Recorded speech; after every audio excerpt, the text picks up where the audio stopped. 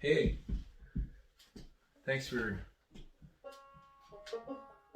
being willing to watch. I am a pilgrim and a stranger traveling through this wearisome land. I'm going on now to that yonder city, oh Lord, it is not made by man.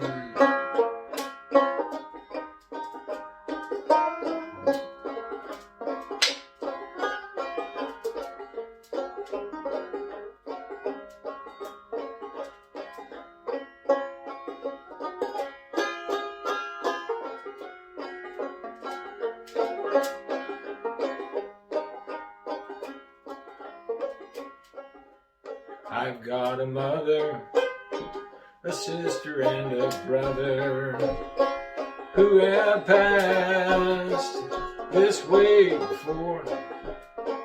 I'm going on now, going on to meet them, oh Lord, over on that other shore. There's so many songs written about this journey that we're on, this way that we're passing. It's always those good traditions that remind us. There's a heaven light a shining, it's a shining on me. There's a heaven light a shining, it's a shining on me. Way up yonder in that new bright world, there's a heaven light a shining on me. Well, some have fathers who are gone. Some have fathers who are gone. Way up yonder in that new bright world, there's a heaven light a shining on me. Some have sisters who are gone. Some have sisters, they're gone. Way up yonder in that new bright world, there's a heaven light a shining on me. Heaven light a shining, it's a shining on me. There's a heaven light a shining, it's a shining on me. Way up yonder in that new bright world, there's a heaven light shining on me. You know, sometimes those old songs remind me of what I have joy to look forward to. So this has been a year of loss, and so we're beginning a series of talks about walking through loss. Now, this will be not depressing. This will be about a lot of different things. I was looking at some song titles about this. What's the old, I don't know if this is the exact quote, but it says, if you find yourself in hell, keep walking.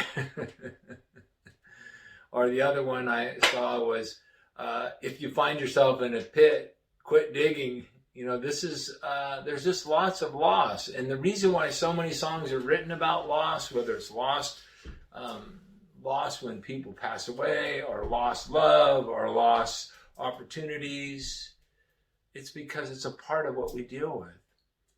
This has been one of those years where there's been more losses than most of us have been really even willing to think about. You know, like I said, some of you had family members pass away. Some of you lost jobs. Some of you have lost experiences.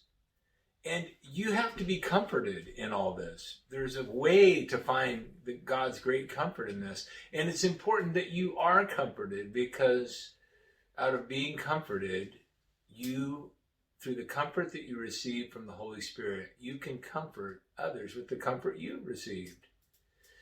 You know, there's been parents, and there's been uncles, and family members along the way that during this, some of you've experienced this through the pandemic, There's been different individuals that this pandemic now that is over 330,000 people have died that sometimes we feel detached from because it hasn't directly, it's invisible, we can't see it.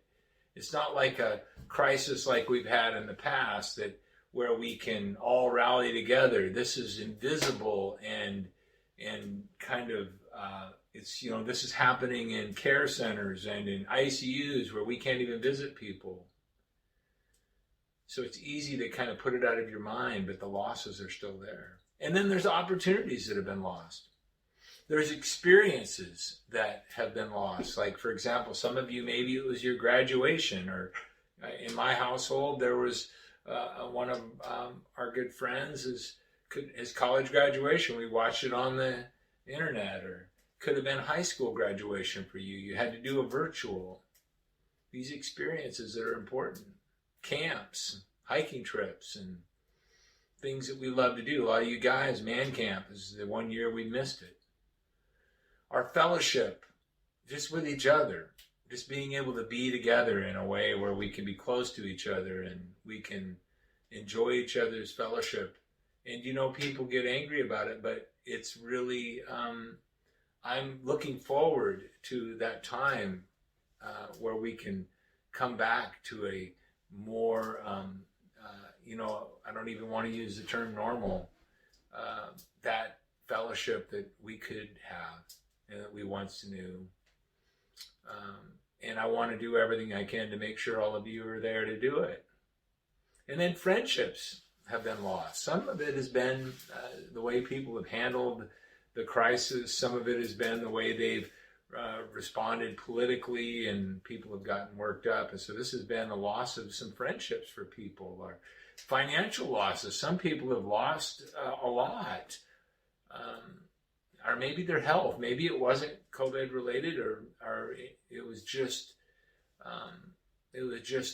time, and maybe mental health or challenges, the loss of your stability, the joy of your life. You know, even David recognized that. He said, "Restore to me the joy of your salvation." I've kind of lost it. There's a loss. You know, the Bible tells us in Proverbs 13:12, hope deferred makes the heart grow sick, but a desire fulfilled is a tree of life. There's been a lot of hopes that have been kind of put off, they've been deferred. And what can happen is, if you don't know how to deal with it, if you don't know how to process and have some ideas about how to deal with grief and loss, you get a sick heart, which is an Old Testament way of saying it takes in a lot of things, you know, depression and just things that are not good for you, healthy, not a healthy, robust, joyful heart. But a desire fulfilled is a tree of life, seeing things through. You know, when I was hiking with my kids, I used to say to them, we'd be on a long hike, probably a longer hike than I maybe should have taken them at different times. And they would say, how much farther? And they say it so many times, I got to where I would like always say, oh, it's not going to be too far. And then they would get disappointed. And so then I got in the practice of, they would say, how much farther? And I would say that it was as long and hard as I could possibly do, and not be completely dishonest. I'd say, oh, the hard part's coming up, and it's going to be it's going to take a long time. And there'd be an initial kind of like, oh, coming to terms with it. But I would say, but you can do it because it's hard and you will do it. And even though I knew that it might not, that we might get there quicker. Well, I knew we'd get there quicker. But then they come over the ridge, and they look down and they see the lake down there, and they go, we're here. And that last half mile, they were so excited, so happy and relieved. And actually they were gratified that they had seen it all the way through. Why do I say all that? Because, you know, one of the ways we learn to walk through loss is we face it. Sometimes we have to face it in its tough reality, tribulation, trial, crisis. You have to face it. You know, delusions, whether they're on the internet or whether they're on the TV set, or denial, or just outright deception, those ways of dealing with loss, that is not faith. You know what faith really is? Faith is living in the real world. It's not, kind of denying and avoiding the real world. Faith is living in the real world with a real God. In a real world with real faith, you're going to have real trials. You're going to have real losses. Jesus said it like this in John 16:33. These things have I spoken to you so that in me you have peace, and in the world you have tribulation. But take courage. I have overcome the world.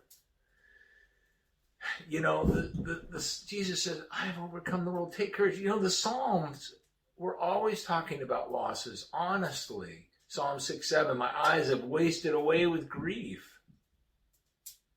It has become old. It has become old because of all of my adversaries. I got all these people that are giving me all this trouble, and I'm really, really my eyes are wore out. Psalm 31:9, be gracious to me, O God, for I am in distress. My eye is wasted away from grief. My soul and my body also. My physical health is affected. I'm being honest about it. Psalm 35:14. I went about as though it were my friend and brother. I bowed down mourning as one who sorrows for a mother. This is the idea that this honesty about this is what I'm going through, facing it. Time has to be taken when you're dealing with loss. And we need to give each other time to deal with loss. We have to take the time to remember and to learn, sometimes from our mistakes or some of the things that we forgot or we neglected. Sometimes it requires us to have the time to laugh again. Sometimes there's a time to wail. That's what the word mourning means, to wail. We live in a society that is not very comfortable with wailing, with really openly expressing emotion. We tend to see it as something that is an indicator of weakness or, losing it. But there are times where we just have to give ourselves room to deal with losses through mourning. I kind of admire cultures that set aside time for people to deal with important things in their life. In Korea, they have a set time in traditional Korean culture, set time for people this person is in mourning for X number of weeks, whether it's 40 days or whatever it might be. It gives that person, it really isn't constricted, it's liberating. I don't have to go right back to everything. There is a cultural setting that says this is a reasonable amount of time to just to come to grips with loss. You see, Psalm 38:6 says, I am bent over and greatly bowed down. I go mourning all day long. Psalm 42:9 says, I will say to my God, my rock, why have you forgotten me? Why do I go mourning because of the oppression of my enemy? He's having this conversation with God. He's saying, he's given himself the permission to deal with the loss. God, why did you let this happen? You have to do that. Psalm 43:2 says, for you are the God of my strength. Why have you rejected me? Why do I go mourning because of the oppression of the enemy? It's okay. You have to face it. You need to take the time for reflection. My friend used to say, crisis without a process will equal the same crisis. When we keep making the same mistakes, it might cost people their lives. It's certainly, when you see how this costs people relationships, they keep making the same mistakes in relationships, they keep ending up in relationships with the same kind of people. Why? Because they haven't really taken the time to process their losses. You have to face them. And sometimes things seem less hard when you face, like I would sometimes tell my kids, that they're just going to be hard. Stop this heresy. A lot of Christians, a lot of people on TV, a lot of even churches and pastors, this heresy of name it, claim it religion, all this positive confession nonsense that you don't find in the scriptures. It's not the gospel, folks. Claiming things might make you feel better, but only faith working out itself in love is real. Only faith in the God of reality makes any real difference in the world or in other people's lives. You have to face things as they are, or it's not really faith at all. You're not really believing in it. You know, James says, consider it all joy. You got to think about it. Consider it all joy, my brethren, when you encounter various trials, knowing that the testing of your faith produces endurance. And let the endurance have its perfect result, so that you may be perfect and complete, lacking nothing, so that you don't miss the chance to have really grown. Denial, delusions, and deceit, lying to yourself, lying to others, telling everybody it's great, telling everybody it's fine, that it's tremendous, it's wonderful, it's the best ever. That's the biggest sign that you are just the biggest coward of all. You won't face things. You know, the real scaredy cats are the people that pretend that there's nothing to fear by saying that they are not afraid. They're like people whistling past the graveyard, and by the way, not whistling very well. Oh. Well, in life, losses. First thing I want to tell you, you're not going to avoid it. Though I walk through the valley of the shadow of death, I will fear no evil. For thou art with me, thy rod and thy staff, they comfort me. You know what I love about that passage? David talks about the shadow of death, feeling that.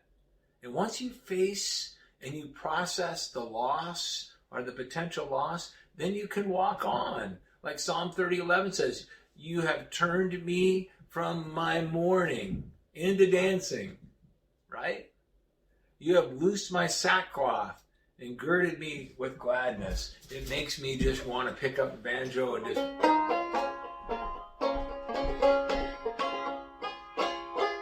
You see, once you've gone through it, he turns mourning into dancing, but you got to go through the mourning.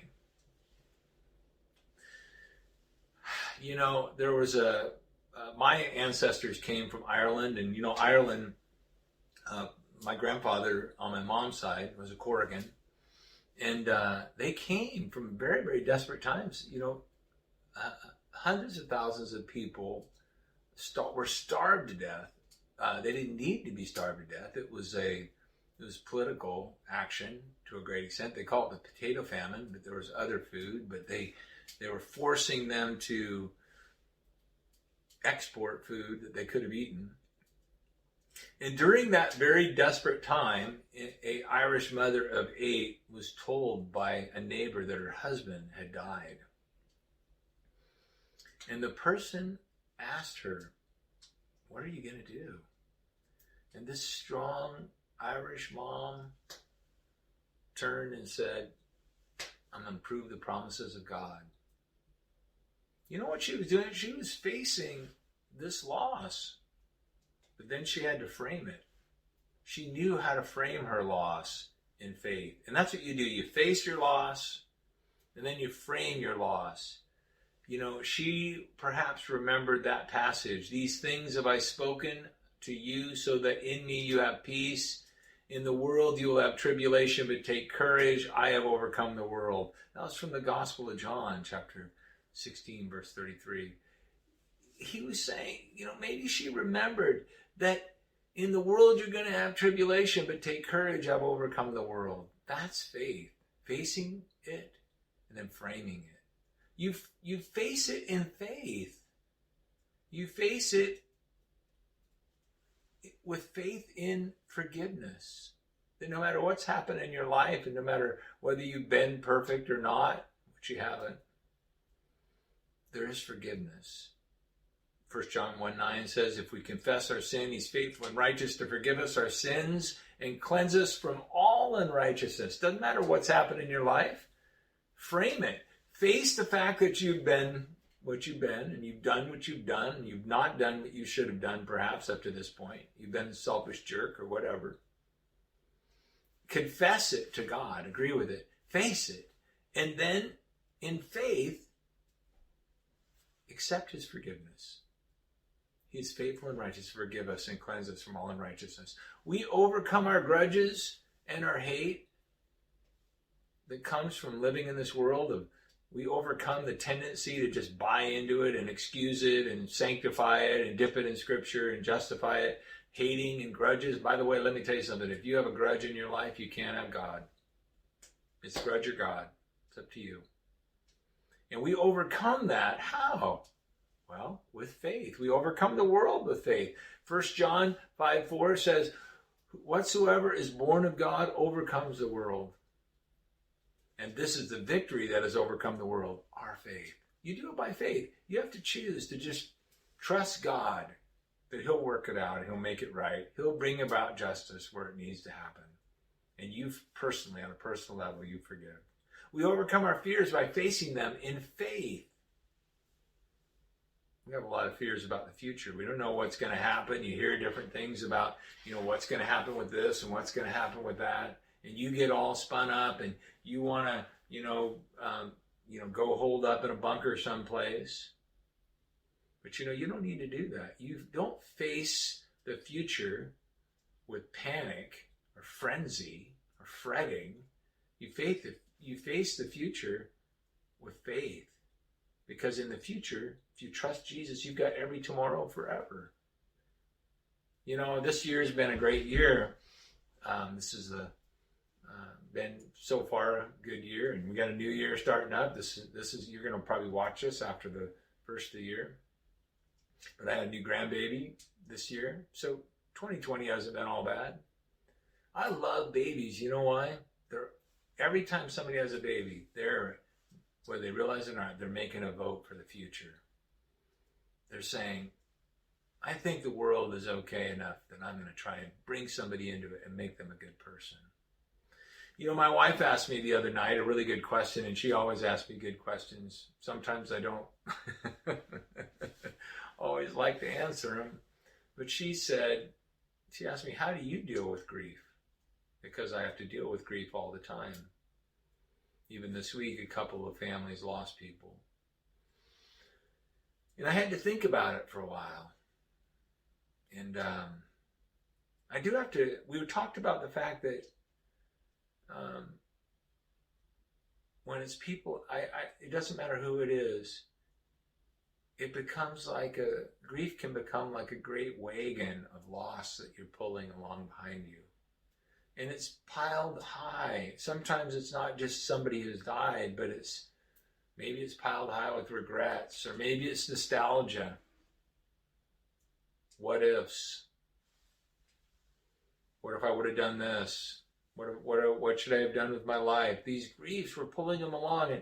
But after you face them thoroughly, and then you laugh and talk about them, and then you take them into the realm of faith, then you know what you can do. Once you've done this, you've given yourself some room to process it, to talk about it, to laugh and to mourn. At some point, maybe play a little banjo. There's another thing I'd say. Yes, you face it, you frame it in faith. But then there comes a point, and I don't mean this to sound harsh, but you got to forget it. You got to forget your regrets. You got to move beyond.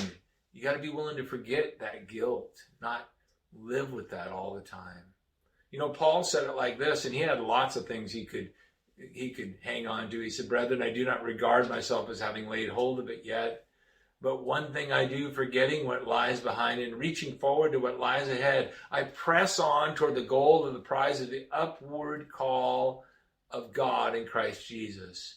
Forgetting what lies behind and reaching forward to what lies ahead. Now, he wasn't just talking about the failures. He was also talking about how we can get hung up on our successes and we're living in the past.